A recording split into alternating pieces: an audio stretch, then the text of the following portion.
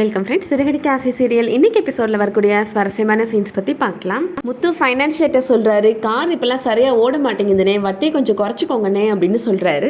குறைக்கன்னா நான் என்ன நாயா அப்படின்னு சொல்லிட்டு நக்கலாக குறைச்சி காமிக்கிறாரு அந்த ஃபைனான்ஷியர். முத்துவுக்கு அதை பார்த்த உடனே கோபம் வருது, இருந்தாலுமே கண்ட்ரோல் பண்ணிக்கிறாரு. முழு வட்டி பணத்தையும் கொடுக்க முடியலண்ணே, இன்னும் ஒரு 2-3 நாள் கழிச்சு கொடுத்துட்றேன்னே அப்படின்னு சொல்கிறாரு முத்து. அந்த ஃபைனான்ஷியர் சொல்கிறாரு, உன்னால் வட்டி பணம் கட்ட முடியலன்னா உன்னோட பொண்டாட்டி கை கழுத்தில் போட்டிருக்க நகையை அடகு வச்சு கொடு அப்படின்னு சொல்கிறாரு. இப்போ கூட ஒரு அம்மா வலையில் கொடுத்துட்டு தான் போச்சு என்கிட்ட, அது கூட நீ கொடுத்த கூட வாங்கிக்குவேன் அப்படின்னு சொல்கிறாரு. கேட்ட உடனே இப்போது முத்துவுக்கு கோபம் வருது. இல்லைண்ணே, நான் 3 நாளில் வட்டி பணம் கொடுத்துட்றேனே அப்படின்னு சொல்லிட்டு வராரு. ரூம் விட்டு வெளியில் வந்தோடனே அவரோட ஃப்ரெண்டுகிட்ட சொல்கிறாரு, இந்த வாழ்க்கையில் நான் அசிங்கப்பட வேண்டியது இருக்கே அப்படின்னு சொல்கிறாரு.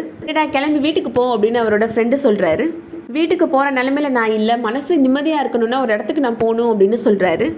கோவிலுக்கு போக போறியா அப்படின்னு கேட்குறாரு அவரோட ஃப்ரெண்டு. கடவுளுக்கே ஏற்கனவே 1008 வேலை இருக்கும், இதில் ஏன் பிரச்சனை வேற போய் சொல்லணுமா அப்படின்னு முத்து கேட்குறாரு. முத்துவோட ஃப்ரெண்டை கூப்பிட்டு இப்போ பாருக்கு வராரு.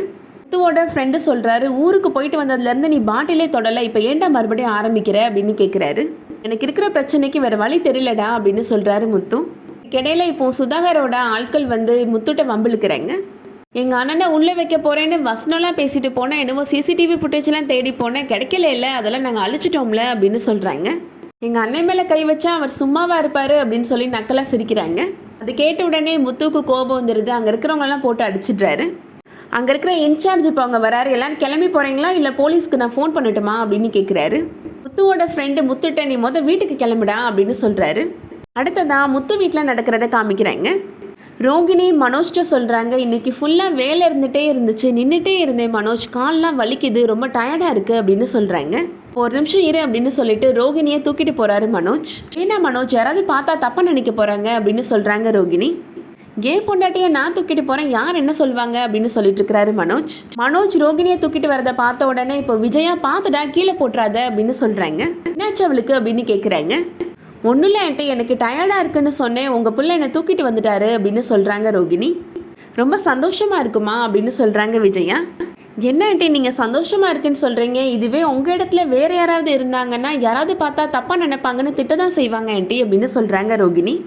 அவன் தூக்கிட்டு வந்தது எனக்கு சந்தோஷம்தான், இருந்தாலும் நீ உங்கள் பிள்ளைன்னு சொன்ன பார்த்தியா, அதுதான்மா எனக்கு ரொம்ப சந்தோஷமாக இருக்குது அப்படின்னு சொல்கிறாங்க விஜயா. கல்யாணம் முடிச்சு வந்த உடனே புருஷனை அம்மா அப்பா கூடவே ஒட்ட விடுறதில்ல இந்த காலத்து பொண்ணுங்க, ஆனால் நீ உங்கள் பிள்ளைன்னு சொன்ன பார்த்தியா, என் மேலே நீ எவ்வளோ அன்பாக இருக்கிறேன்னு எனக்கு புரியுதுமா அப்படின்னு சொல்கிறாங்க விஜயா. மீனா இப்போது வெளியிலேருந்து வீட்டுக்கு வராங்க. எங்கே போய் ஊர் சுற்றிட்டு வர அப்படின்னு கேட்குறாங்க. வெளியில் போயிட்டு வந்தாலே ஊர் சுற்றிட்டு வரேன்னு தான் அர்த்தமா அப்படின்னு மீனா கேட்குறாங்க. நான் அம்மாவை பார்த்துட்டு வரேன் அப்படின்னு சொல்கிறாங்க மீனா. ஆமாம், ஒரு நாள் கூட உன்னால் பார்க்காம இருக்க முடியாதா அப்படின்னு விஜயா கேட்குறாங்க. மனோஜ் வேலைக்கு போயிட்டு டயர்டாக வந்திருக்கிறான் அப்படின்னு சொல்கிறாங்க விஜயா. ஒரு மாதுளம் ஜூஸ் போட்டு கொண்டு வா அப்படின்னு சொல்கிறாங்க. ஜூஸ் யாரு கத்த அப்படின்னு கேட்குறாங்க மீனா.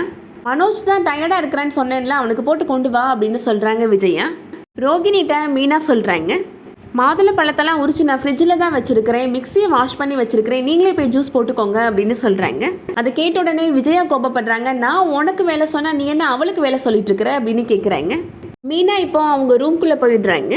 இவ புருஷன் இவளை இப்படி நடத்துகிறப்பயே இவ இவ்வளோ திமிரா பேசுகிறா அப்படின்னு சொல்கிறாங்க விஜயா. ரோகிணி பரவாயில்ல ஆண்டி, நான் போய் ஜூஸ் போட்டு கொண்டு வரேன் அப்படின்னு சொல்கிறாங்க. நீ இருமா, நான் எடுத்துகிட்டு வந்துடுறேன் அப்படின்னு சொல்லிட்டு விஜயாவே போகிறாங்க. இப்போ ட்ரிங்க்ஸ் அடிச்சுட்டு வீட்டுக்கு வராரு. விழ போகிற மாதிரி போகிறாரு. மீனா போய் தாங்கி பிடிச்சிடுறாங்க. யார் நீங்கள், காருக்குள்ளே எதுக்கு இருக்கிறீங்க, வெளியில் வாங்க அப்படின்னு ரோகிணியை மனோஜையும் பார்த்து சொல்லிட்டு இருக்கிறாரு முத்து. இது கார் இல்லைங்க, வீடு, நல்லா பாருங்க அப்படின்னு சொல்கிறாங்க மீனா. நான் வீட்டுக்கு வந்துட்டேனா அப்படின்னு சொல்கிறாரு முத்து. அன்னைக்கே என்கிட்ட உண்மையை சொல்லியிருந்தேன்னா அந்த சுதாகரை பிடிச்சி நான் உள்ளே போட்டிருப்பேன் அப்படின்னு சொல்கிறாரு முத்து. உன்னால் அந்த ஃபைனான்ஷியர்ட்டெல்லாம் நான் அசிங்கப்பட வேண்டியது இருக்குது அப்படின்னு சொல்கிறாரு. வட்டியை குறைச்சிக்கோங்கன்னு சொன்னால் நாய் மாதிரி அந்த ஆள் குறைச்சி காமிக்கிறாரு அப்படின்னு சொல்கிறாரு. பொண்டாட்டியோட நகையை அடகு வச்சு வட்டி கட்டுன்னு சொல்லி என்னை அசிங்கப்படுத்துறாரு, இதெல்லாம் எனக்கு தேவையா அப்படின்னு புலம்புறாரு அவர். ஏன்டா இப்படி இன்டீசெண்டாக கத்திட்டு இருக்கிற அப்படின்னு மனோஜ் கேட்குறாரு. நான் புலம்புறது உனக்கு கத்துற மாதிரி இருக்குதா அப்படின்னு முத்து கேட்குறாரு.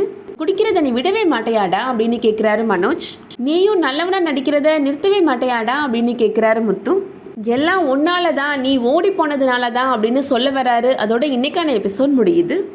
இந்த வீடியோ உங்களுக்கு பிடிச்சிருந்துச்சுன்னா லைக் பண்ணிக்கோங்க. ரெகுலராக சீரியல் அப்டேட்ஸ்க்கு நம்ம சேனலை சப்ஸ்கிரைப் பண்ணிக்கோங்க. தேங்க்ஸ் ஃபார் வாட்சிங்.